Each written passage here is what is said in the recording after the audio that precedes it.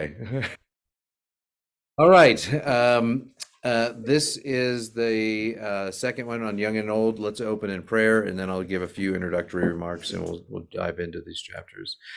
Bless us, O God, as we discuss and read and think and ponder what it means to be a part of this intergenerational dance, and not just in a cultural or communal way, but what does it mean for us as a faith community to have intergenerational opportunities and energy fostered and created. Be with us that our minds might be open to new ideas, that and that for those who are not with us and maybe joining us by video, that they might also be blessed by your grace and your insight through this conversation. These things we pray in your Son's in your ears. Amen. Welcome, Chris and Linda. You'll be able to see the people up here. If you see anyone doing this, please let me know, because I can't see them on here. So if for some reason you happen to be looking up there and you see someone waving, I think Mary Nettleton's coming on, and at some point maybe. I want to give a little introduction in two ways. One, I think going into this chapter, I was so hopeful, and I think I enjoyed the first few essays, and we'll share some of those. But the notion of intergenerationality, for those of you who know me, is very dear to my heart. It's one of my areas of research.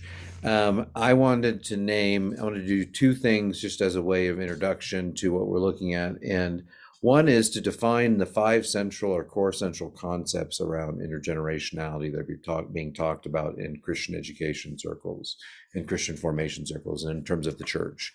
In other words, if you've heard me talk about this at various points and in some sort of hodgepodge way, I think one of the biggest reasons we have a hemorrhaging of young adults in the church is because we peer-oriented ourselves through the last sort of 80 years.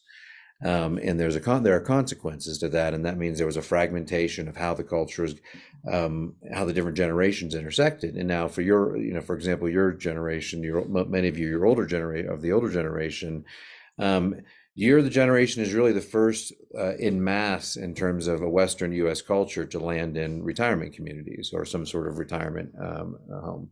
That is something that prior to the last century you would have never had, unless you were like in aristocracy and some sort of feudal system where you would go into, or it would be something for the affluent or the wealthy.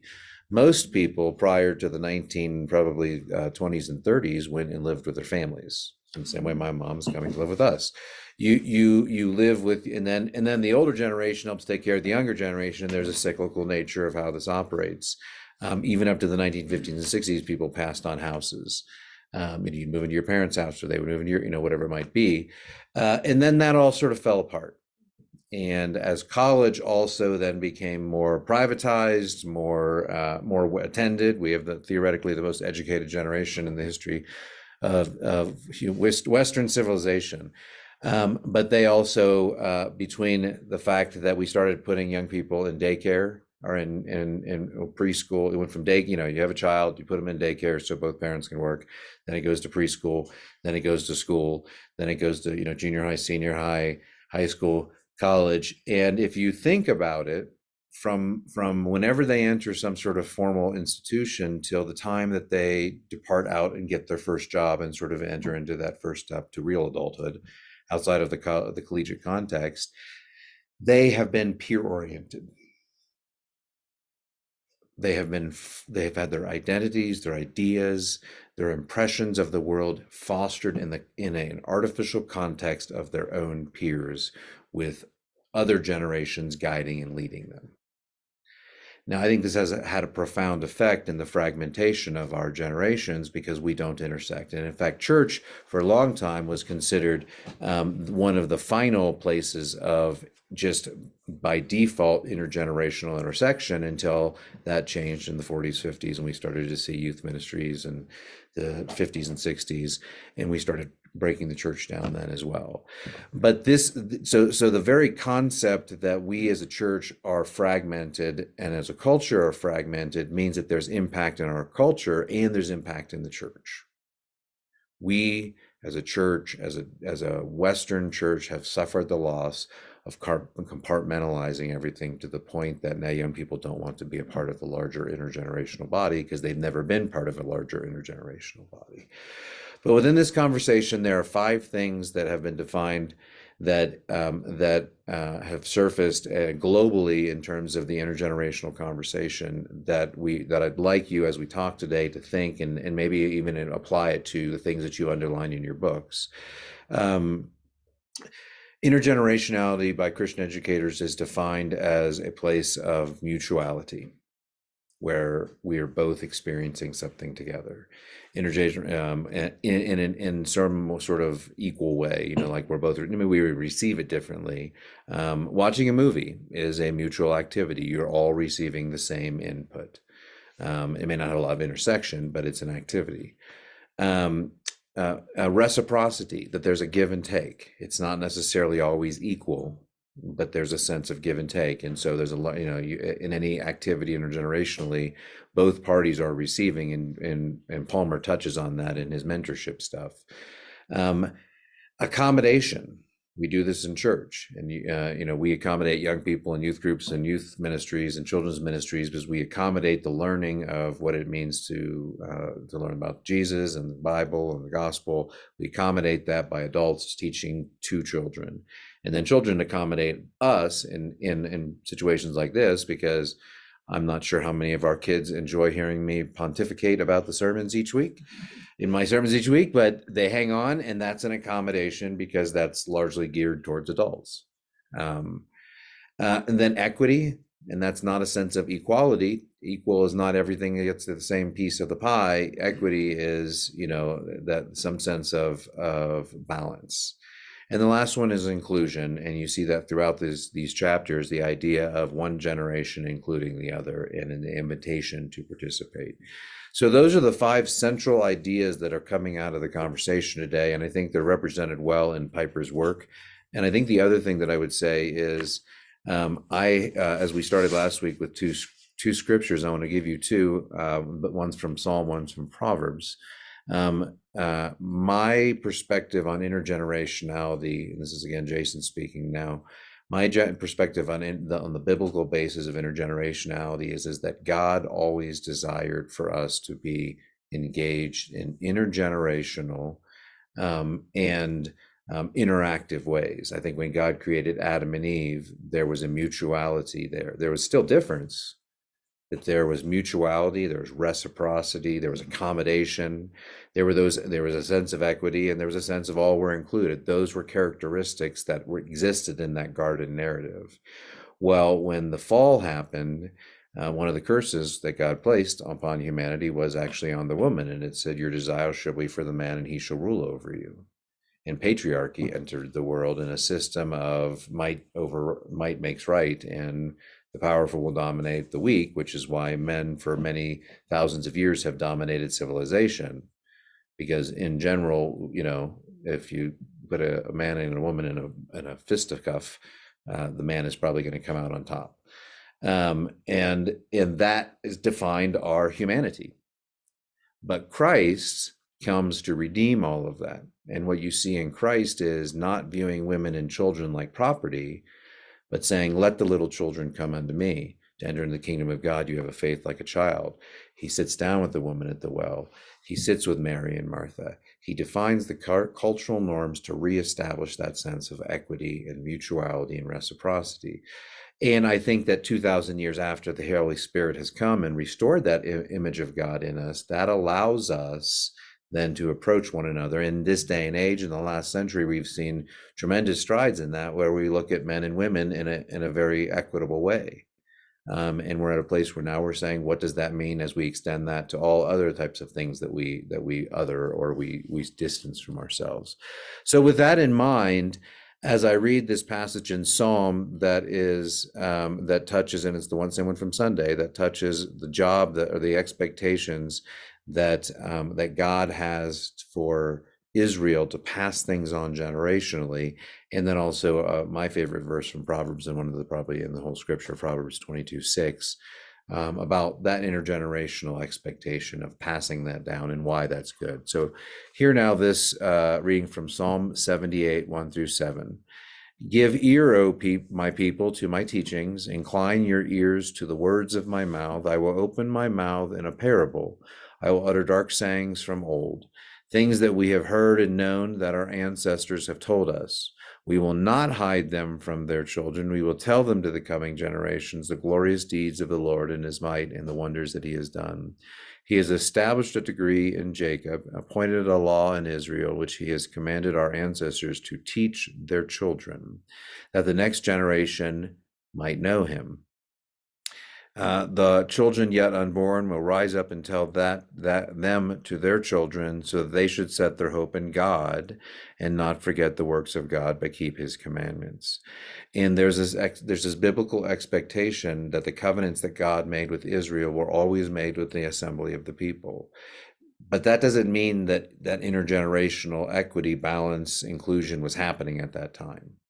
It was women and children were viewed as property. But that means that God, though, when we see passages like this and God's commandment to say you got to continue to pass this down, that expects some level of intergenerational intersection. Now, whether that was performed mutually or with a sense of reciprocity, probably not. But now, as we reflect back on the history of salvation history and how God has redeemed the world, part of what we understand now is it's our responsibility as a community of faith to nurture and form and educate the next generation. And that leads to the passage in Proverbs 22:6. It says, train up a child in the way he should go, and when he is old, he will not depart from it. And I love that passage because it leaves a nice big gap in the middle for the child to go on their rumspringa or, get crazy, because it's not train up the child in the way they should go and they'll always stick to it. It's when he is old, he will not depart from it. But that means, again, the training that we do, the things that we engage, those intersections that we offer our young people for the larger vision and a larger purpose for what it means to be called is what our task is in part. So with that in mind, just keep your eyes out for mutuality, reciprocity, places where you saw that. Keep your eyes out for equity. Consider the call to intergenerational intersection as a correction toward what God calls us to be from the very beginning. This is not humanism. This is not a sociological breakdown. This is an ontological breakdown which deals with our beings. We are a fragmented culture as a whole. Older people feel displaced. Young people feel empowered. Older people are disrespected. This is the first time this has ever happened in the level it's happened in the last century in the history of our world, because there's been a breakdown. And we'll talk about some of that. Before we go forward and start with the music of mentoring, is there anything else anyone wants to add or comment on from last week or this week?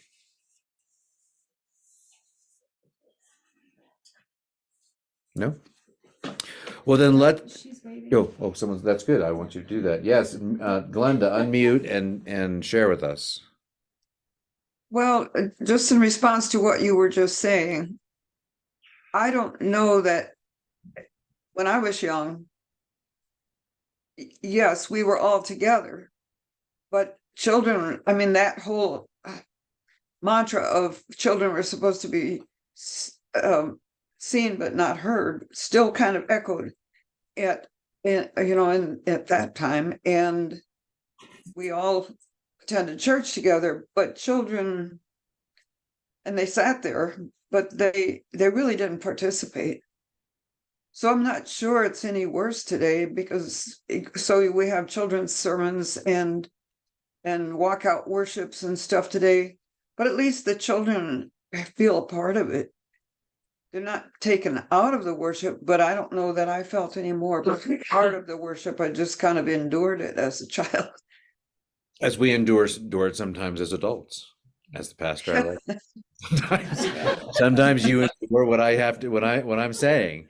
No, but I think that endurance, and that's that accommodation piece, and is recognized in the idea that there's an accommodation. But studies have shown that the accommodation of a child to the patterns of worship in a religious worship service actually do create patterns of understanding. Again, one of my biggest regrets or one of my biggest fears about this current generation in the evangelical tradition is they've been disconnected from the hymns of our church in favor of only for contemporary worship. Well, those contemporary worship songs in 100 years probably won't be there because they're always churning new ones out. But those historical songs that we've been singing and that we tend to focus on are what connect us to Christians 500, 1,000 years ago. And that's a valuable connection. So again, the sense of intergenerational connection even rises forward in that. But no, I think I hear you. And to be honest with you, the model of worship that we have now with the few kids we have now is not really my ideal. It's not how, I mean, I think we're a small community, but it's not. If you were to ask me, what was your vision of having an intergenerational Sunday morning experience? It would look similar, but a bit different than what we do now. But when you enter into a community that, when your children are the only children that that are there at the first, you follow what's there, and over time, as if children, and we have children in our community, and we do things with them as well. So, but it's important for me, for Amanda's kids, and for Amy's kids, that they participate in these rhythms, because then they understand them, and this is the idea of having continuity in worship. I can walk into any Presbyterian church in the country and I know exactly what's going on, and there's a familiarity there. And I think that familiarity is a place of connection and belonging. These are my people, and not in a tribalized way, but in a belonging way. So before we start and we jump into this music of mentoring, I do want to ask you one question. And you don't have to answer, you're welcome to. And I think it's much easier for us parents, but where in your life is currently intergenerational? And by that, I mean, where do you intersect on a regular basis with other generations? Holidays. As a judge, unfortunate. Yeah. It wasn't always a positive.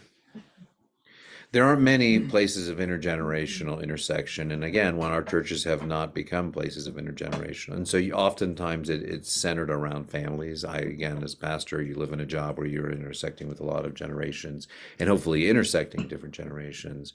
But if you ask yourself that question, as we read these and we think through some of these things, if intergenerationality is important for human formation and for the community as a whole, and we do not have any generational interactions, then we can see at a sort of face value where we're at, like the issue. I mean, we need these intergenerational interactions. Yeah, Al. Well, one of the things that's kind of humorous in some respects, but a lot of times sitting around with the guys and we're drinking coffee, and some guys going, God, I'm getting tired of going to funerals. It seems like every week there's another funeral. I got to go to the hospital because my buddies are having knees and hips replaced. So if you don't want to have that happen to you, start going with a younger crowd. Yeah. You won't have to deal with all that. I'm inviting you guys to Nerf Nation along. There's a vlog Yeah. for Lake City Community School basketball games. Yeah. I sat next to Becky last night at Becky Lugamore, is that her Mhm. name? And she was like, "Who's that kid? Who does that kid belong to?" And was able to kind of put the whole picture, because I know all the kids in the school, and Yeah. put the picture of different kids and different families, and she was like, "This is the highlight of our winter." And I Yeah. thought, Oh, so, wow. that's so That's cool, awesome. and so you're all welcome. Come meet the children. One thing I know, One thing I think comes to mind is in the summertime, and I've not ever done it, but I know ones that have. They go to the library and read with the children. Yeah. And I don't know if it's local, just all local kids, or if it's some of the visiting team kids. It's better. But I think that's a great Yeah. way. And games I think are huge And for that. games I mean, too. that's has Yeah. been my. And your hiker program gives you, old folks like me an opportunity to meet younger people. Yeah. The And I what think program? the hiker, What's that? The hiker ministry. Oh, hiker. Okay. hiking, I'm sorry. I thought you were. That's his- I'm talking from That's his West- Texas I'm West Texas Texas. accent. The hiker. and I think it emphasizes Yeah. the importance of a teacher. Yeah. A teacher, teaching young people. I mean, they're one of the few people or few professions that have the daily, opportunity to have that intergenerational, Yeah. connection. So I think as we move forward and we have this conversation, there is almost a sense of, can we agree upon that we are lacking in Yeah. many intergenerational, you know, and again, that doesn't always have to be fun activities that you do intergenerationally. It's why I love when Silas gets involved in volunteering here in the church. You know, yeah, I drag him along because he's the pastor's kid and you don't really have a choice, but but that gives him a chance to. Now the challenge of that is that then he thinks he's an adult. So, but I love the phrase that he talks about in the introduction, a little introduction as he's introducing the section, and I think that it's nice. I mean, even if you don't get a chance to read all of it, if you just read the first couple pages of each chapter, he does a nice job of sort of saying, this is what I'm going to look at, and it'll give you a framework, but I'll give you a little background of that. But he does mention that intergenerational interaction it creates energy for personal and social change. And I think there's truth in that. I think we're changed personally like that. And I think that culturally, our church would not be in the position that it is had we had more connected rhythms and had maintained those rhythms and maintained the meaning behind those rhythms throughout the last century. But it's just where we're at. He calls it intergenerational electricity. I like that phrase. And he said, and then I liked when he says, when I help young people flourish, they return the favor. Again, that's that mutuality, that reciprocity that where they're both actually living out. But for those of you who didn't catch any of it, Music of Mentoring is a letter. Or no, actually, I take that back, not a letter. What is it? It's a essay. It's an essay that comes from his own experience of being a mentor. So I'm just going to open it up, and and if there's anything, we can kind of go through 32, 33. If there's anything on any of those pages that stood out to you that you would like to bring up, let's talk about Music of Mentoring. I like it when he talks about on page 34, Okay. the quote, and he talks about that failure is part of the deal, and that's such a benefit to young people to know that and to know it's not, just them. It is, and part of that's the opportunity to even have connections with those older people, to have those stories being told. Right. And I think that's important. I mean, oftentimes those, even in church here and fellowship after, it's an opportunity. We have kids floating around and running around and goofing around. Like, do they feel embraced by the larger church community, or do they see themselves as sort of just tack-ons or add-ons or kids at the foot of the? But no, I think that's that idea that knowing the failure. That's the whole section here where it talks about. He talks about. Mentors always, like, in other words, helping them understand that failure is a part. That means that they have a wider perspective. And from a learning theory, there's I think he's Russian or he's from the Eastern European region. But Lev Vygotsky came out with a theory that he called the zone of proximal development. And the idea behind that is any young person in their own work. So Silas, he sits down and he could say, this is what he can do on his own if he's given some tools, and you draw a circle. This is the capacity that Silas has. But as a mentor, as an adult, as an older generation, when I sit down with him, that circle gets a lot bigger. And that means his learning expansion, his learning, that what he's able to learn, what he's able to accomplish, the connections he was able to make have just been expanded exponentially. And this is the challenge, I think, of once when you're peer oriented and when you're processing your life primarily through your own relational peer relationships, then you never have even, whether it's even an emotional issue. And maybe you go to your parent, or maybe you go to a mentor, you maybe go to an adult guarantor of some side. But that broader perspective, that wider perspective allows that young adult not only to have a meaningful relationship with you, but it allows them to hear from the wisdom of where you've gone before. Al. I think my growing up, some of that was exchanged not so much in a broader circle, but with my grandparents who were still alive, because you get an older generation and they grew up at a time like they go, don't ever trust the bank. They lived through the Depression. They're giving you experiences about what can happen in taking risks, and you learn from that. And, like my grandfather was 150. That's how I ended here. He worked on for the train company and used to fish in the Gunnison River when they'd stop for water along there. He says, that's the best fishing spot I ever saw in my life.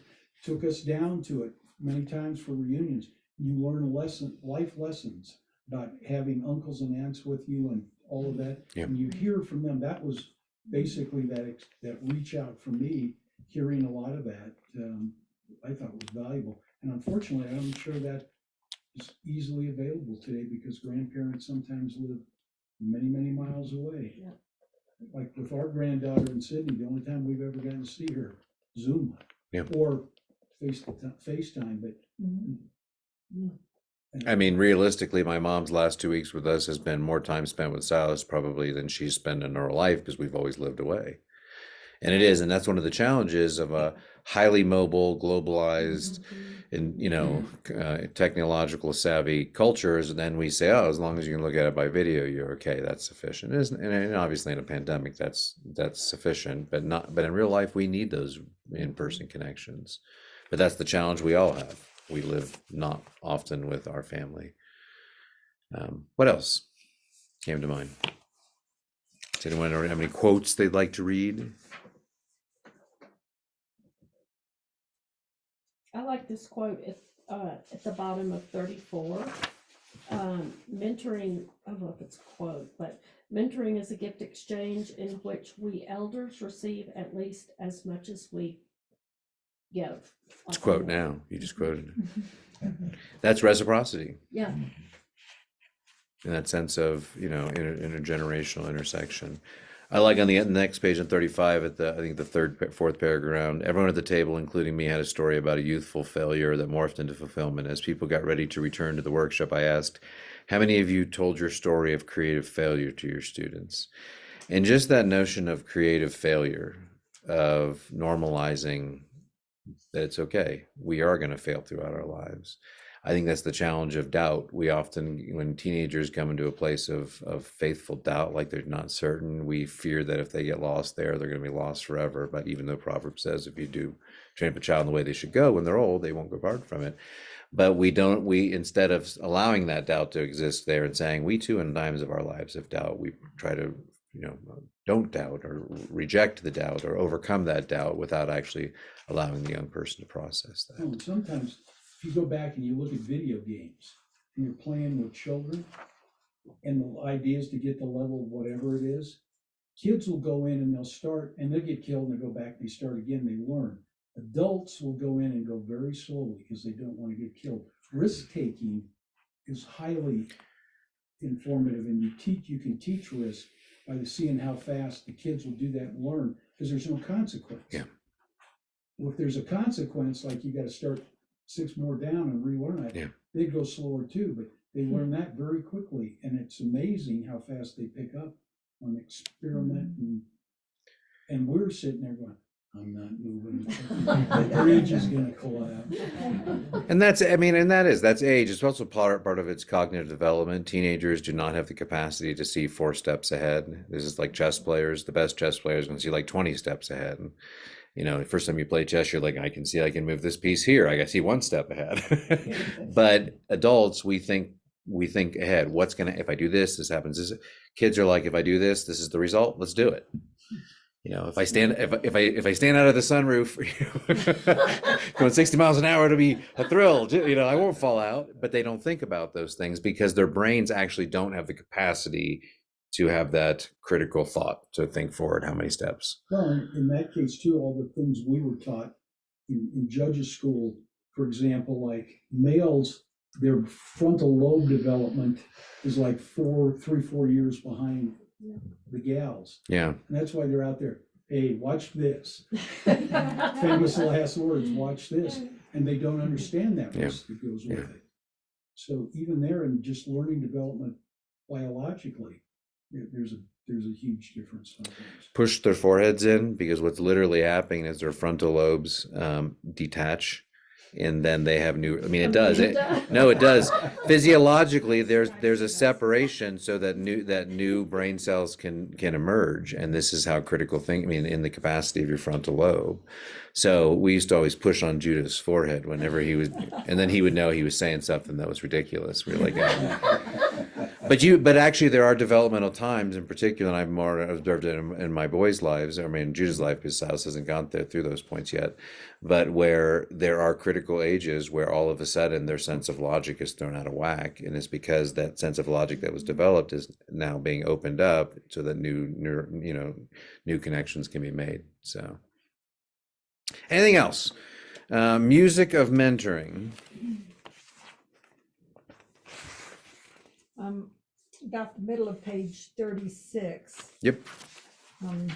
The second sentence, it says, and let's walk alongside them as they do it anyway.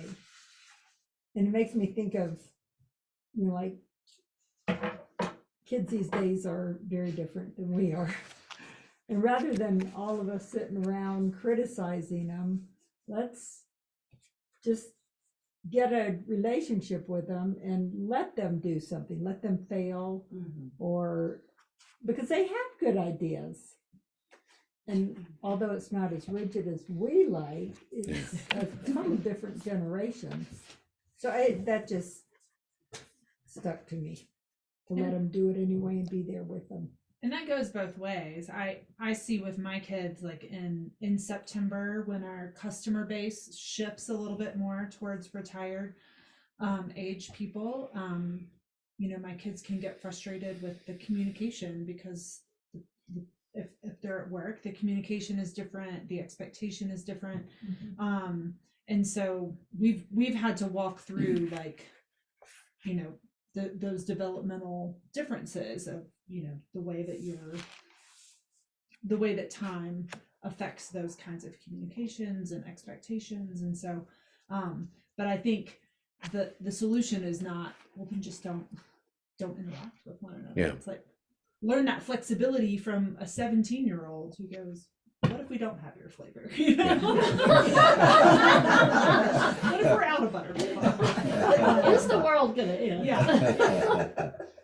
Well, and that's an interesting role reversal as well, too, in terms of having a teenager being the one who is in the position of not authority, but in the position of operations, and you're sort of at their beck and call.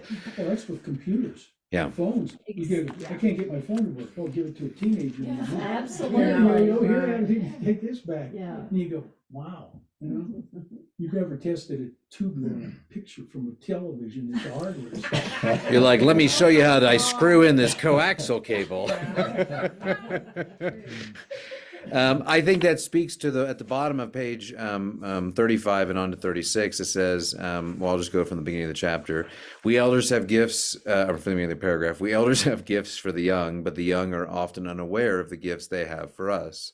They rarely understand, for example, that when they approach an older person for mentoring, they assuage our fears that we are over the hill and out of the game. Younger folks regard us as irrelevant. And I think that in my time working with Presbyterian older adults ministries, and then in my time in the national office, that was one of the biggest things that the older adults spoke to, is that they feel irrelevant. And I think there was a time where there was almost a demanding of relevancy, like, I'm older than you, I have lasted this long, now it's your turn to respond and respect me. And then as that broke down, it became I'm still relevant, or I still have something to contribute. But as culture and pop culture has tended to become more younger in terms of influencers, and technology has allowed younger generations to jump the traditional business or economic hoops that one would have to go through. You used to be, Mr. Beast makes YouTube videos. A guy who calls himself Mr. Beast, who makes YouTube videos, who's on his way to becoming he's 25, 26 years old, and he's on his way to becoming the first YouTube billionaire. Wow.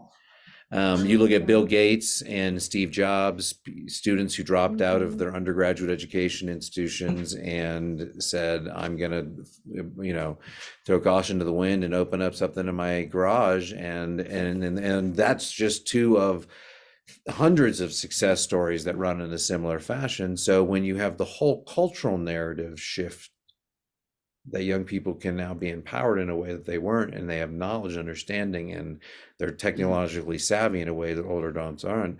And we live in a more and more increasingly technological world. It displaces adults and prioritizes youthful minds. Yes. Well, it used to be, if you look at corporate structures, knowledge was held vertically. The boss knew everything and Yeah. it filtered down. With the disbursement of technology and information, it's horizontal now. And they have access to it, and that's how they're able to do that. That they can leapfrog like Gates and those guys that can see it, and it's up here, bring it to life, where before you could stymie somebody because of a corporate structure or just societal Yeah. structure. And And- now with it being horizontal like that, changed the whole world. And some would say, I mean, on a technological side, that that's a good thing, that we have opportunities that are across the board, that women and, you know, people of color and young people have this equal opportunity. On the other side of that, it erodes at the very structure of what our society held as being proper or traditional. And so we are in the throes of this cultural shift. And one of the consequences of it is, again, both causing it and a result is the fragmentation of generations. You know, to your point, I think it's great that your kids are in there interacting with older adults, because so many kids these days don't know how to talk to an adult. And they can't carry on a conversation. They can't look them in the eye. That's a breakdown of generational interaction. So, okay, anything else on Jason? yeah, go for it, Denny. We can't see you. Well, Thank I you. just have, this is a conversation I heard. I enjoyed it. Two older people, older guys, like when we get together and everything, we're talking about, boy, what I know now, I would have done this and done that. And they're back and forth having that type of conversation. Well, a young man heard that and he walks up and he comes and he says, just what is it that you know? And it's just, how adults do say that. But then the young man, he was interested in, okay, what is it that you know that you didn't know then?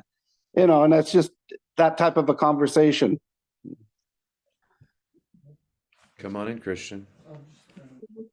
Mhm. Sorry, someone just came in. Yeah, I mean, I think there is that, if I understand what you're saying, Denny, that there is that sense of, I think young people do want guidance more than we often, Yeah. Well, I think we have lost some self-sufficiency, and there's been a depletion of actual skills Yeah. in our generation. So, young ladies that don't know how to cook or make food, or young men who don't, or they don't know how to change a tire, they don't, and they're having to pay someone $90 an hour Yeah. to fix some simple plumbing or whatever, or more, right? Yeah. And it's because there has been a breakdown in that passing along of knowledge. Yeah. And the public school system's not doing a super fantastic job. And that's Yeah. That's families, that's community, that's all of our responsibilities. Yeah, I mean, the same way in the church too, the same way we relegate our kids to educational institutions we call public schools to educate them, and then we feel like we've been relieved of that responsibility. We do the same thing often with spirituality, drop them off at church and expect, and then parents disconnect themselves from that. I mean, and so there's that sense of breakdown of. And sometimes, like you were talking in schools, I remember growing up, we had woodworking, metal shop, craft shop. The other side, it's sexist, but you had econ, home ec, Yeah. sewing, all of that sort of thing. And cooking, all that goes bye-bye because it's not deemed nowadays, because tuition's getting so expensive. Vocational schools, they come up and they want that training. They go, gosh, if we had some of that training in grade school or in middle school and the like, going to vocational schools, and it's a lot of that's, like you say, the self-sufficiency of getting passed along. That you talk to the kids, because I remember Dad saying, here's how you change a flat tire. And that's one of the most rewarding things of being a grandparent, is taking a grandson and showing him how to change windshield wiper blades, or change the oil, or a headlight or a tail light, or things like that. And my grandson just ate it up, and he does it now on his own. That's awesome. And that's doing more than just passing on practical knowledge. It's actually passing on and creating connections, emotional connections, memories. And, you know, as a generation who was not raised to do trade type things and had to pick up some of those work, you know, they say Gen Xers use YouTube as their surrogate parents. If we want to do anything, we go on YouTube, watch a couple videos and give it a go. But what that lacks is a YouTube can't look at the way you've just tiled your floor and say, you did that right, son. And that sense of championing, that mentoring that shows that, and again, we've fragmented it. You have one generation literally passing down skills to the next generation, as opposed to the surrogate video that doesn't have any emotional connection or some standard of judgment of excellence. So that's why it's scary to buy houses from Gen Xers these days, because they've done their own YouTube remodeling.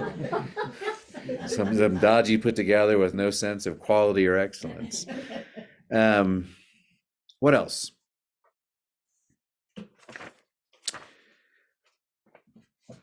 I noticed, Jason, that serving in a service club, Rotary Club, they would always assign an old person like me to educate the young new professional in the programs that Rotary had. We had a program called Polio Plus, and the object of the game was to cure polio worldwide, which they did. They took polio vaccine by horse, by camel, by bike, whatever, to the remote parts of the world. And I was explaining that program to a young engineer, and he said, well, what about clean water? He said, you know, how could we create clean water for people in Indonesia? He said, I have a friend that's an engineer in Indonesia for Chevron.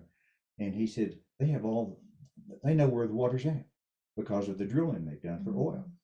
He said, if we had a small amount of money, we could actually drill water wells and cure the 7 illnesses that kill people by giving them clean water. Wow.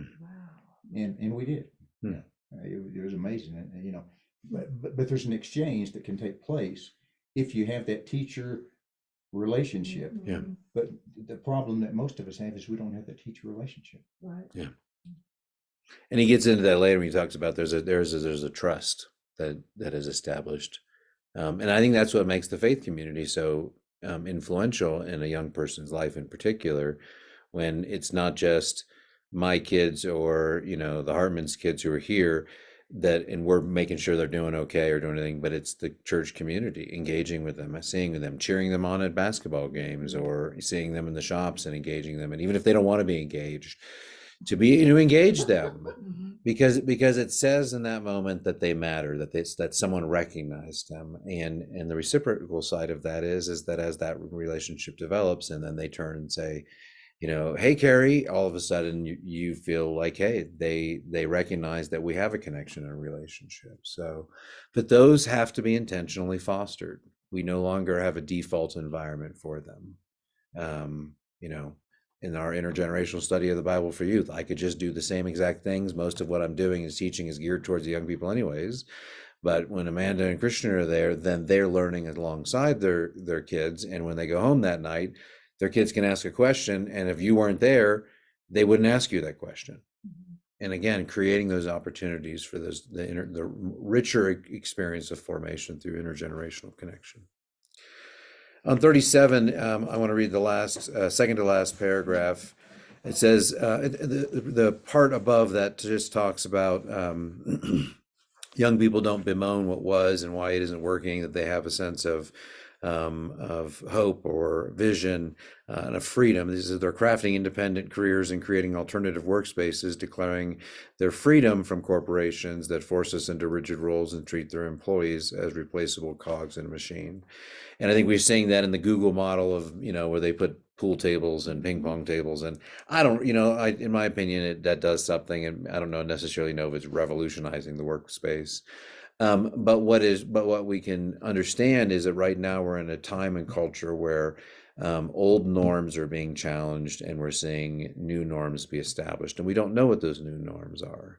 But without an anchored sense of where those norms came from, then young people and the younger generations are kind of just making it up as they go and pandering to their own sense of need and value. So you go into the next paragraph, that freedom allows them to be loyal to their own gifts and visions and to the relationships required to bring those visions to life.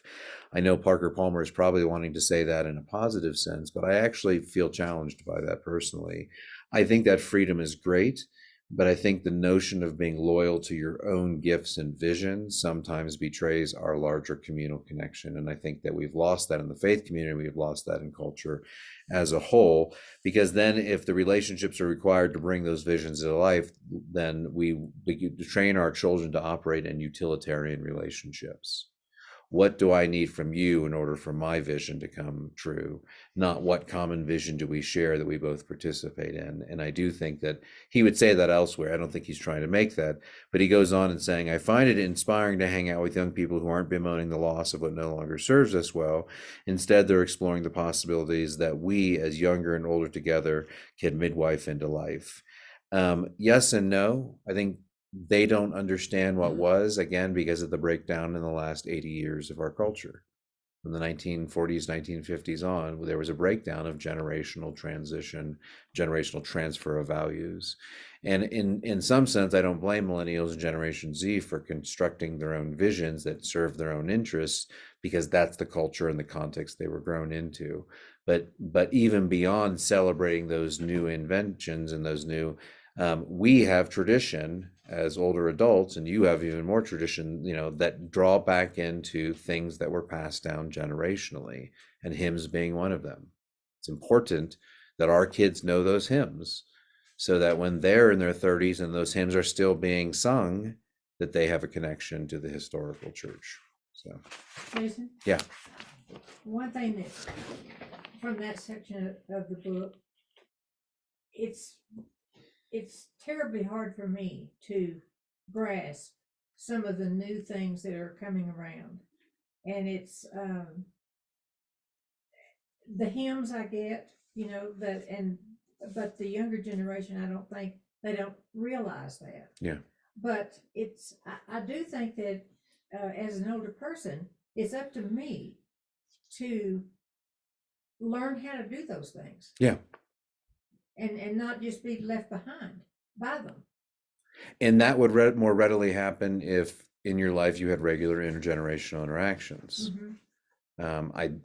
When it's not like, hey, I need help, and you're put in the vulnerable position of having to ask a young person in this social, this weird social contract of now it's been displaced you into a learner and them into a teacher. And this is the first time, and there's been no other time in the history of human civilization that young people have taken the role of the teacher in the way that they are now. Yeah. All skills were passed down, hunter and gatherers, industrial societies, you obviously have an exception here and there, but in general, the fact that young people are more proficient in an industry that older people are not is paradoxical to everything that we know about human history. But that means that this is also the result of a breakdown of generational intersection. So, but I think in having those generational intersections allows us to more readily learn those things, because the young people are intersecting with them in front of you and saying, hey, grandma, or hey, Lynn, let me show you, let me help you. And and that's good. I really don't much care for it myself, any of it, but yeah, I'm kind of with you. That's my problem. Yeah. So. Well, I'm with you too sometimes on that. When we come to dinner and you go, all the phones go in that bucket. Yeah, right there. that's the worst. One of the treasures, though, my mom passed away just at New Year's this past year. I have video recordings of my mother, and I have voicemails from my mother, and I can listen to her voice, and I can play her voice for my children. And so my grandfather had a bunch of like tapes that he was in music. He was a music director and composer, and he had all these tapes that he left to my mother of his voice, and recordings of wow. hymns, and Hmm. you know, I think what technology, it can be used as a tool, Yeah. and you know, it can be used as a tool in this whole idea of passing things down in a way that we've never had access to Yeah. before. You can look up your 12th, you know, great grandfather on the Right, internet, you know, right, like you right. can have this connection, but we don't use the technology for that purpose, but we could. That's We like could. when we grew up, we had the 8mm films. Yeah, And I've got them. yeah. What is that? What I wouldn't, what I wouldn't give to hear the voice, and there is no voice. Yeah. Yeah. Very sad. That's the one thing on our landline that we had here for forever, since the 70s. Paul made the recording of it, Hmm. and I refused to let it go. Yeah. You know, and even his brothers and my kids, Yeah. they call on that Just to hear it, his yeah. voice. Yeah. Mm. Yeah. That's cool. It shows you the power of intergenerational connection, even through technology, but that it's something that I think is built into who we are. We're meant to be an intergenerational people, not a fragmented people. All right. The next that he wrote is a letter to a group of younger women. I think they're in the 30s. Maybe it said. I don't remember if it was how old they were. What's that? Babies. And she apparently knew him. Said for several years, Courtney, Martin, and I have had weekly columns on Being Studios. In one of her columns, Courtney wrote me an open letter based on a conversation in her women's group titled "Dear Parker, Purpose with a capital P," and invited me to respond. And so this is his letter that he wrote in response to this, and he reflects just on what it means to offer a sense of some advice or wisdom to a group of younger people. 30-something. 37, yeah, that's what, yeah. Okay, so what in the Welcome to the Human Race part of the chapter stood out to you?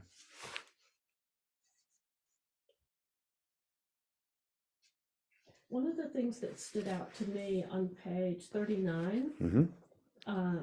the last paragraph from the end,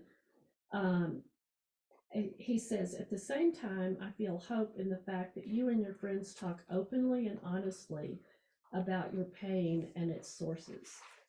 And I think that's one of the biggest, not one of the biggest differences, but a big difference in our generation and the younger. That's really refreshing to me. Yeah. That they can do that.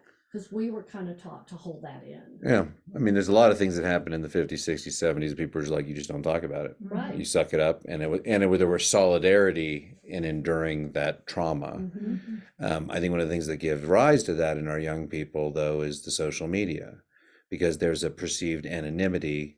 They can write what they want, and that does then translate into a larger capacity to share openly, because you have this sort of, well, it's sort of a delusional audience too, because you don't really know who's seeing or what you're doing, but there's a sense of no one can see me actually saying it. It's kind of like hiding behind a costume when you're in a play. No one can see you, but it gives you more confidence or more willingness to share. So yeah, but open dialogue, definitely. That's a different way of communicating in other generations to ours now.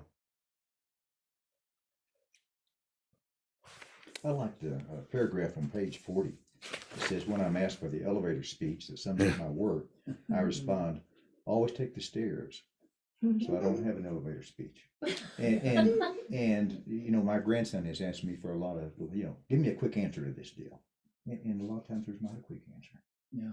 You know, and you got to tell them that. I thought that resonated with me. Well, and that's in relationship to the notion of purpose and that he's talking about, and I think that sense of what is purpose, wanting a life to live that makes a difference. You know, I think when I was in the national office climbing the Presbyterian corporate ladder, whatever that means. But that's what I was kind of on this path where I was being advanced in leadership. And then I saw the main theologian in the national office who had been guiding doctrine for 22, almost 23 years. His name is on everything. His name is Charles Wiley. And he was just a pillar in the theological world of the Presbyterian Church. And he resigned to go take a job at Columbia Seminary in Atlanta to become a fundraiser, with use his connections. That I don't know what, he just was sort of at that age. He wanted to try something new. And within 6 months, no one really cared who Charles Wiley was. No.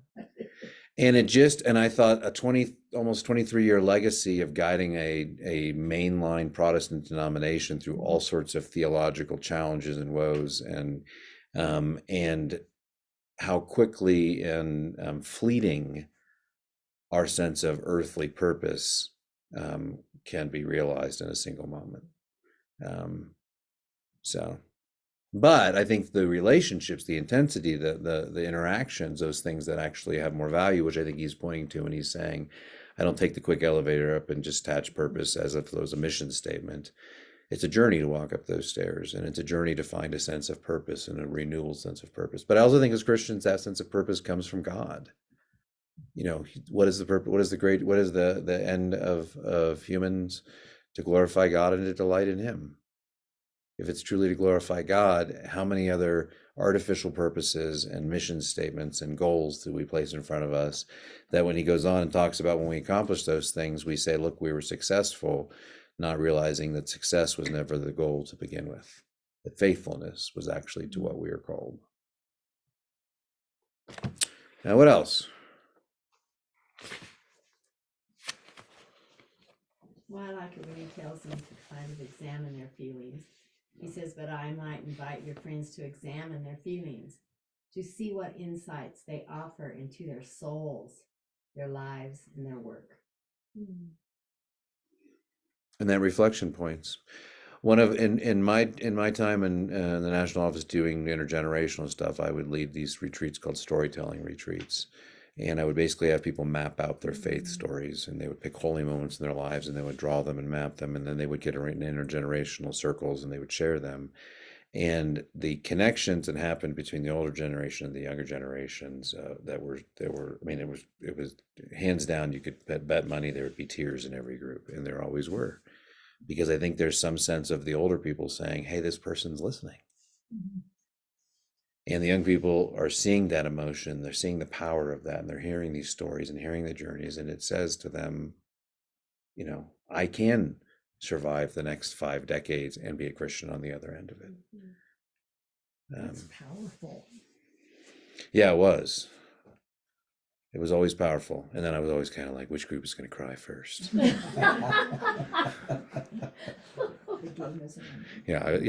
gamified my leadership.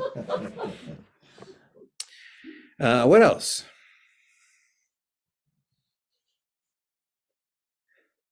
I liked in 38 and 39, the very beginning of the conversation, very beginning. Dear Courtney, you have many reasons to treasure our friendship. Among other things, you've invited me into your world. How many, and I read that you've invited me into your world, and how powerful that is to invite someone to come into your space, to invite someone to come into your home, to invite someone to be in relationship with you. It is an act of trust. And he says that, an act of trust, which has made my world larger, a true gift. And I think that's amazing, the idea that when we invite each other into our worlds, we expand the vision of our world by seeing it through another's lenses. And what mediates that and allows that to matter is the relational and emotional connections we have to them. Because if you don't have a relationship that's not based on some sense of emotional connection, you usually like, what do I care what you think? And we have that happening all over the place. But when it matters, then you do care what they think. And that trust is further built. Anything else? Anything on people online?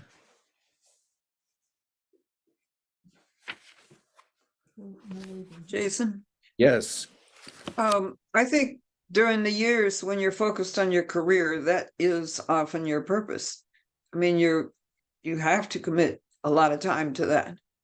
But once you retire, it's like all these open opportunities. it's, things just get put in your path. Yeah. And that's, I mean, you don't have like a single purpose then, but opportunities just come along. And I would hope maybe that we could share that, with, from our perspective, that you still have meaning and purpose and meaningful opportunities in your life at this stage of life, that we can share that with the younger generation. So it's not only career, that you spend your whole life focused on your job. I can't remember what page that was on, this one section, but when he said we tend to judge our purpose by what we do Yeah. as opposed to who we are. And that really touched me. I think that's probably so many people. I mean, they just lose sight of who they are once they retire or once they get older. They have no idea what to do in their life. Yeah.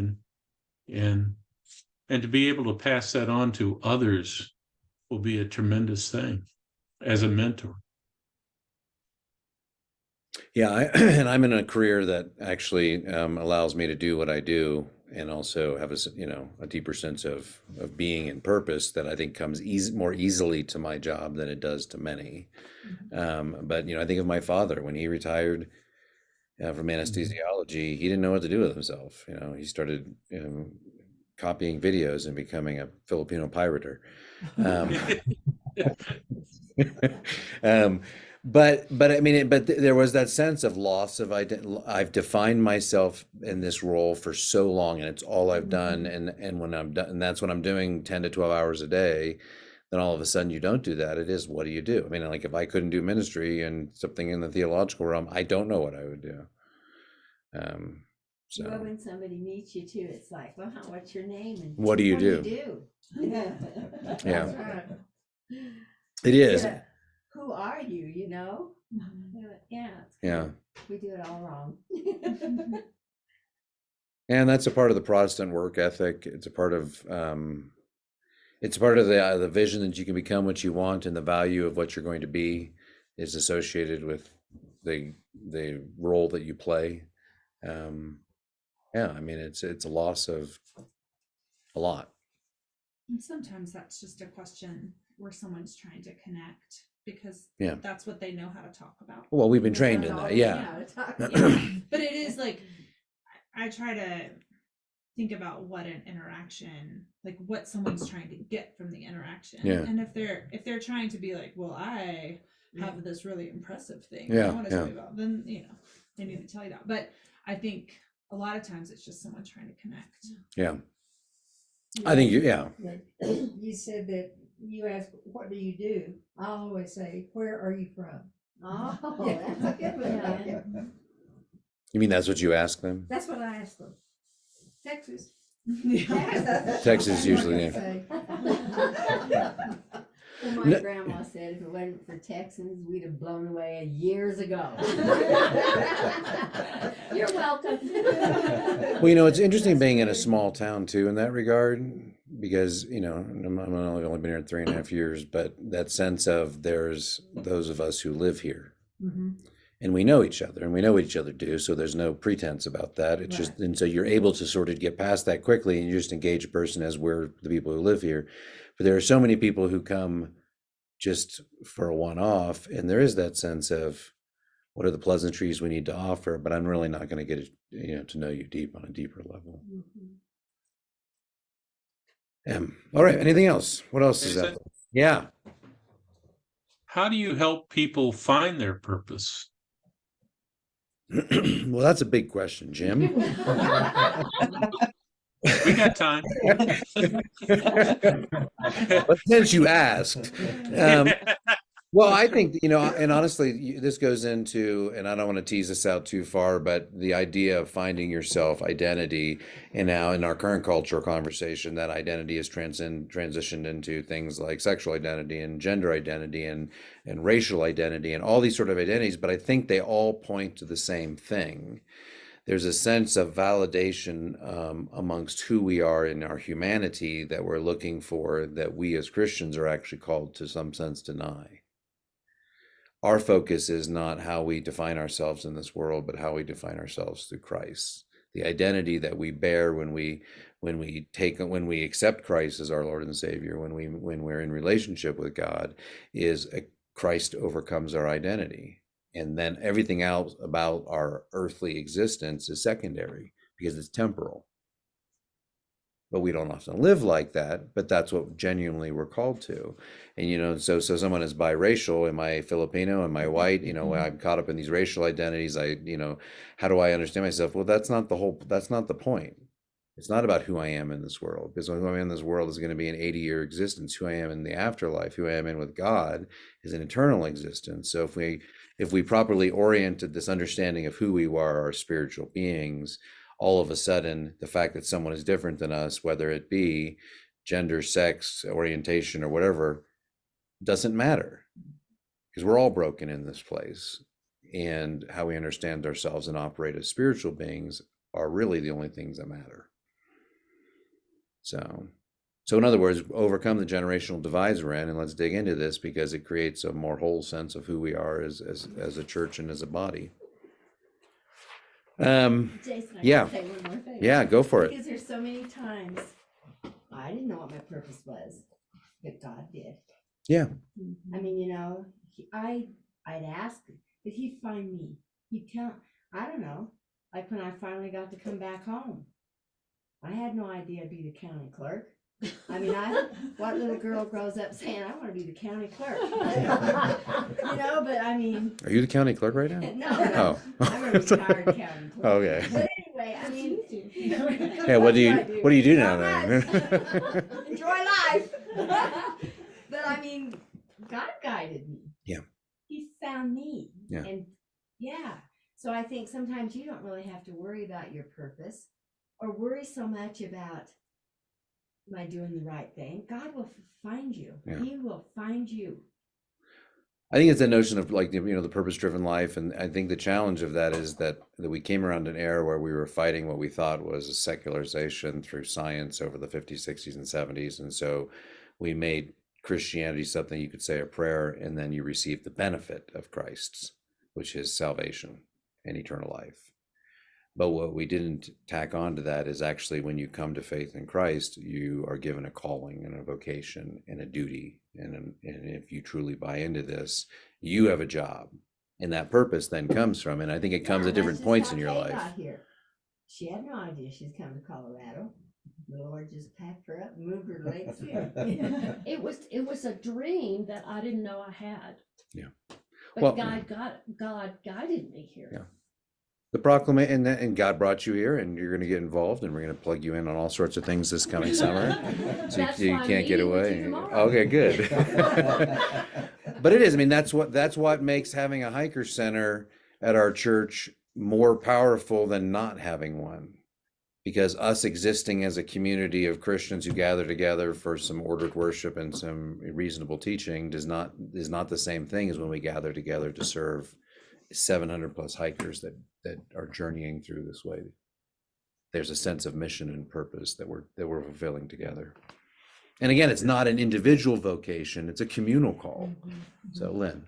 Well, one thing that I got out, I don't remember what part it was, but he said, if you lose somebody that's extremely dear to you, your heart can either break into pieces or it can burst open.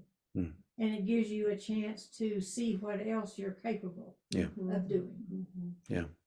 Instead of giving up. Instead of crying every day, all day long. That's And feeling sorry for right. yourself. Right. Yeah. Anything else? Okay. The last thing is just a poem, but Living from Inside Out is his, and I probably the one I don't know, I have mixed feelings about it, but he names a number of things that he offers to the graduating class of Naropa University in Boulder, Colorado. And he sort of this is his commencement speech, and offers, for those of you who didn't, let me just give you the quick overview of the six, I think it's the six things that he, six brief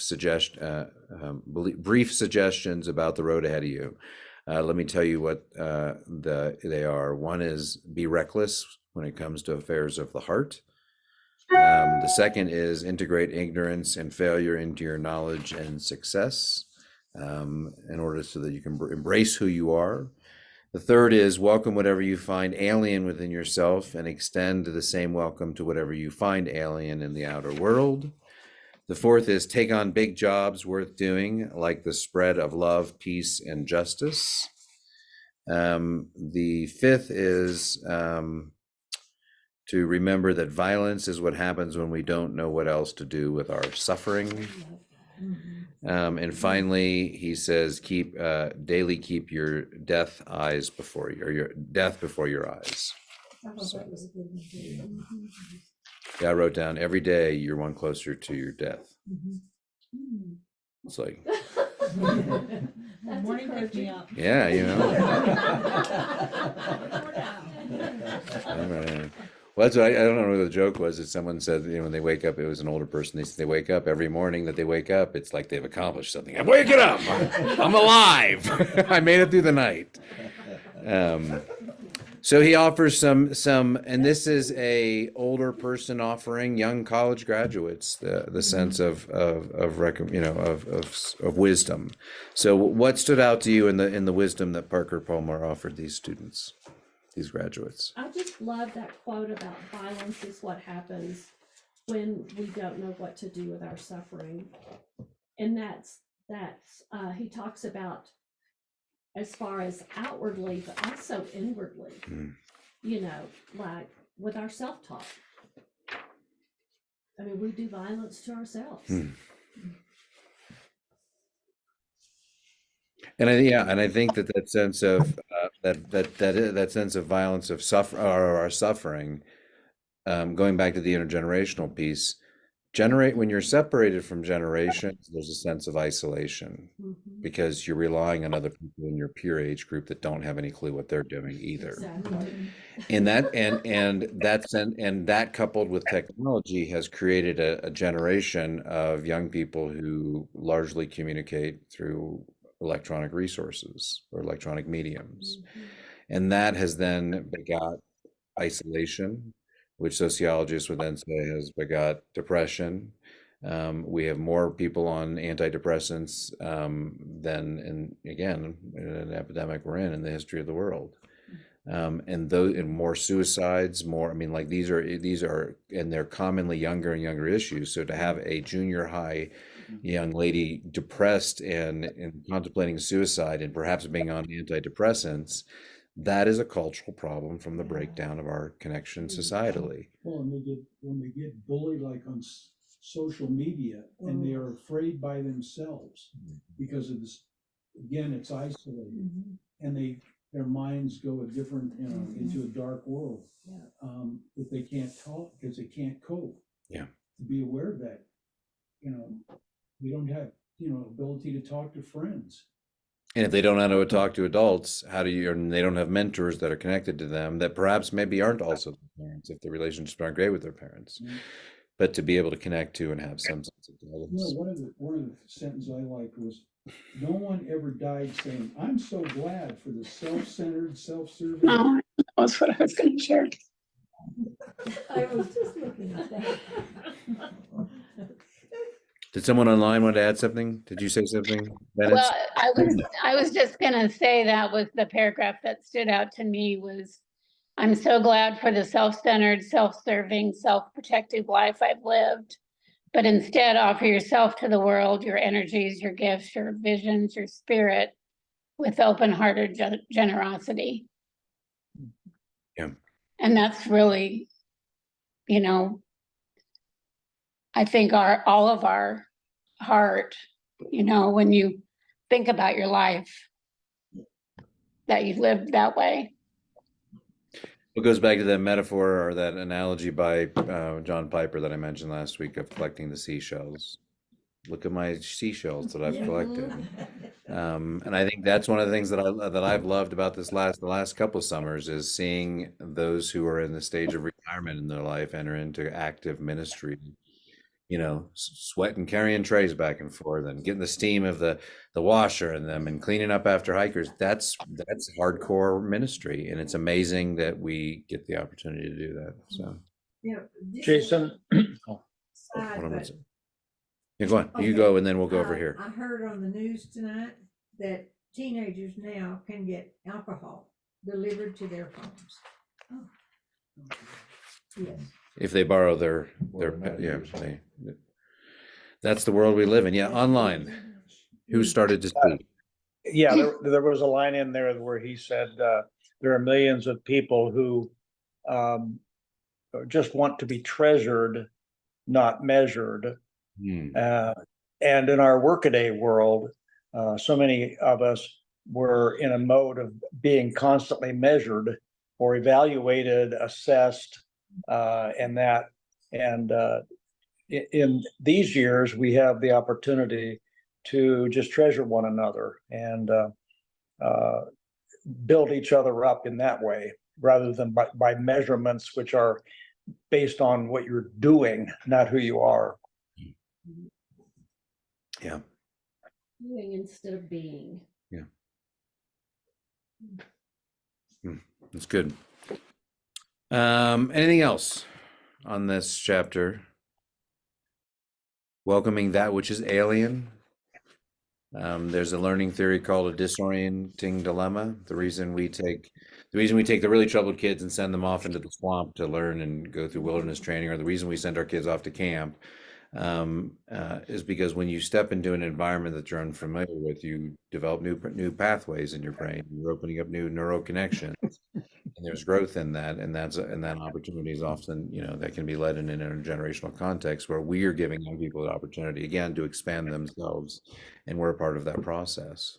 But if we're not actively doing that, then we're self-centeredly focusing on our own things as opposed to passing on the rich gift of wisdom that God has given you, or us. I mean, but mostly you. Just kidding. What else? This is at the very end, but of this chapter. It began in mystery and it will end in mystery. But what a savage and beautiful country, I underlined it, crossed it out, lies in between. Mm-hmm. Yeah. And then Mystery. And then he ends his speech with, "And many blessings as you make the journey from one mystery to the next, and to the next, and to the next." He's very poetic in his writing. Mm-hmm. It is, and you know what? Mystery is something that's always there in life, but how we understand that and how we process that is something that is culturally given. You have your own aptitude for that, but the cultural view you have, your understanding of the cosmology is agreed upon by the community that you exist in. And so even understanding those mysteries and processing those mysteries, I think, requires multiple generations. Mm-hmm. Otherwise, they're either dismissed or misunderstood even.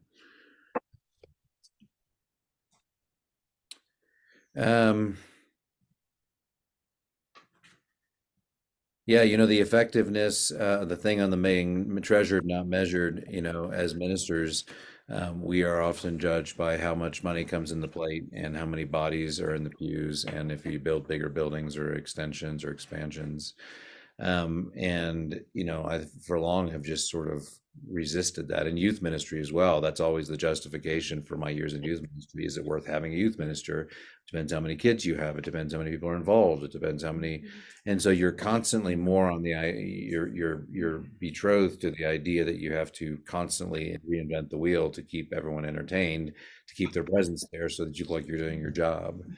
Whereas when I think about the Taizé community, where they just do what they do, so in the winter you go there and there's maybe 50 pilgrims in the community, and they do the exact same thing they do when there are 5,000 pilgrims in the community. And because they've defined their lives by a standard of faithfulness to prayer and to work and to these things, and they carry on and live their lives. and open their lives up to others. But that's an example for me of someone who has been faithful, and the effectiveness of that ministry is seen because they have placed faithfulness over success. I mean, I would say that in some extent, I think that's what we're seeing here in our own community. We're seeing growth, we're seeing connection, we're seeing discipleship. Why? Well, because we're being faithful to that. We're doing it. So, Can I tell you one part? yeah, yeah. On page 86, towards the bottom, Uh-huh. it says, I don't know any virtue more important these days than hospitality to a stranger, to those we perceive as other than us. Yeah. And that was so important. I mean, it's so important to Jesus, but in the Old Testament, I think it was Sarah when she looked out and saw some strangers. Yes, it was previously owned. It's got hallmarks in it. Yeah, That marked them. ask anybody. I don't know if he did or if it was already there. That was mine. Beauty. I like the hiker thing man. too, hospitality. Well, and hospitality was when before the law, and God told Israel how to function with one another. One of the very first things that was expected of them was to welcome the stranger, and therefore, in many ways, it was one of the first admonitions, things that God required of Israel is when you have a stranger come into you, you welcome them. But I think that also, to put that in from a welcoming a stranger or welcoming a hiker, I also think that means welcoming the presence of another. It could be someone of a different political perspective. It could be another race. It could be someone who is transgendered, and encountering them and their challenges and their journey. I often say might leave you with a different impression of that person. The amount of times that I've dealt with parents in the Presbyterian Church who were who were theologically and may still be theologically struggling with the idea of homosexuality, but that doesn't mean that there isn't a welcome and an embrace and a love that is still given to those who are on that journey. And I think that was something that was alien to them, that came to them, that opened their worldview and allowed them to see the world a little differently, with less a judgmental lens, with more of a compassionate lens. So, but if we don't encounter those, if we don't invite that sense of trust and that invitation, then we don't experience that. And we live in our own myopic visions of the world. Jason, when I lived in California, as an adult, I was raised in Texas, that if you were a homo, that was a bad thing. Yeah. And because that's what we called them. Yeah. And I moved to California and worked with this guy that was gay. He was older than me, and I got to know him, and we got to be friends, and it completely changed my vision of what that's about. Because he got so conflicted, he almost killed himself over leaving his family and coming out, and I just saw the pain that he went through. It completely changed how I looked at them. Yeah, I mean, it's kind of like race relations. We cannot expect our country to overcome race relations when the vast majority of us have only friends that look like us. Right. And as a biracial person, that's challenging because, I don't look like, I kind of don't fit into the category of that. But that is when you're not in an identified group. And honestly, I kind of feel like that's why we should all be biracial. You should all divorce your spouses and marry someone now and another. But when you start to blend that's when you get a sense of greater, how do greater understanding. It's something that is outside, and when you recognize, and I think it boils down to, and particularly related to humanity, is seeing the image of God in others, and recognizing that someone else, regardless of their political view, regardless of their social view, still bear the image of God, and we are not called to judge them. We're called to love them. How does that happen? Holy Spirit. A person is a person. Yeah. It doesn't matter if they're black or white or whatever. It doesn't make any difference if they're homosexual. Yeah. How can you hate like that? Fear. Usually when we other someone, it's based out of a sense of fear. We objectify them to protect ourselves, and we tribalize and go around people like us so that we have protection. It's that anxiety of the unknown. Sometimes as we explore that unknown and we have compassion and empathy in that unknown, then it expands our vision of the world, and I would say gives us a Christ-centered lens. We often forget that Christ hung out not with the disciples and the Pharisees and the Sadducees, but with the hookers and the tax collectors in the bar. Well, and So- that old saying that you have to be taught to hate. Yeah. That these kids grow up, they don't see that difference, but if they're taught it, Mhm. Yeah. or they see it, Yeah, they have a parent or or peers. a peer, yeah. I think in transcending anything, and in particular, I've often said in my teachings around intergenerationality, if we don't learn to welcome our own kids in the service and accommodate them to the collective understanding of formation, what chance do we have of welcoming other race, other orientations, other perspectives? I mean, like we become an echo chamber for our own ideology. So And I think it comes back to what you were saying about identity and purpose. I think, in the New Testament somewhere it says those who compare themselves by themselves are not wise. Like, Yeah. if we are identifying who we are by who we're not, Yeah. I'm not like Right. her, Right. Yeah. or at least I'm not as bad as so and so, then we lose that piece of our identity in Christ. And one of the things I wanted to say is that your perspective as an older generation in your own storytelling of God working his purpose through your life and working his identity through your lives, like you have a longer perspective. I have a longer perspective than an afternoon feels like an eternity to them, and a really big deal. But I know I want to encourage you that your stories aren't over. Like you can still be having, Oh, yeah, watching absolutely. God work through you,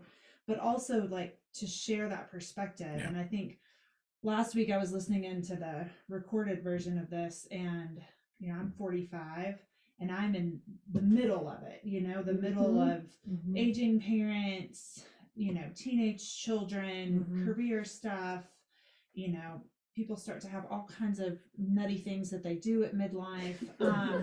And that Christian's you're- right there. I know, you're like bumping into, like everyone that I talk to that is my age is having a life crisis right now. Yeah. And so Mhm. but that perspective of like, oh yeah, we all had our life crisis at 40 Yeah. and look at us now, like we're fine, our kids are grown, we made it. Like, Mhm. I think my generation needs to hear that. Like, Yeah. really, I think we need to hear that. And, and then the younger generation needs to hear your stories and be, encouraged by how God has worked long term through your lives. Good idea. Amen. Yes, amen. Maybe we should do a storytelling retreat with our church. Yeah. All church retreat. Ooh. Ooh. Well, we're about out of time. We're not going to, next week, we're not going to meet. So everyone online, we're not meeting next week. I'll put that in my weekly email. We're going to meet the following week and we'll just pick it up where the next chapter of where it's at. So I would encourage you. I mean, what my practice has been, I've just sort of skimmed through this once and then I go back and take notes and I write things down and then I go back and I write on a piece of paper. So I just sort of, I'm integrating and obviously I'm leading a conversation a little bit, but I would encourage you in that space of the Thanksgiving weekend to read it and read it again and allow it to sink. Each time you pass through, sort of things stand out. If you have a book and you have a pencil, I always say that my favorite books are the ones I've scribbled all over. And those are also the ones I don't loan out. So, any last comments from the folks online? Glenda? We haven't talked very much tonight about what we can learn from the younger generation. But one of the things that I find we kind of pat ourselves on the back for the hospitality we've shown to the hikers, and yeah, we worked hard at it, and that's fine. But I think that they have so much to teach us, and it's such an opportunity. We can talk to people from all over the country and all over the world, and it's just they come to our door, and interesting lives and things they've learned, and we can learn a lot from them too. I just find it so interesting to talk to them. So we haven't said a lot about the benefits for us of interacting with the young, but I think there are many that we should keep our hearts open to. So just that, and then one other quick thing about, you froze up tonight for those of us online several times. So just to be aware of that. No, I appreciate that. That shouldn't happen because we are connected via wire. So I thought I solved that issue, but apparently not. Yeah. So thanks for that. Well, No, I think you're right. There is okay. a lot of mutuality there with hikers. I mean, Lynn, you always come to mind of, you was driving around looking for hikers to take them out. Love hearing their stories, and it is, trolling for hikers. Stalking. Stalking hikers. Hikers. Let's get Lynn sure this is hiker stalker. I'll give you a ride. What'd you say? A young one. She said in a young one.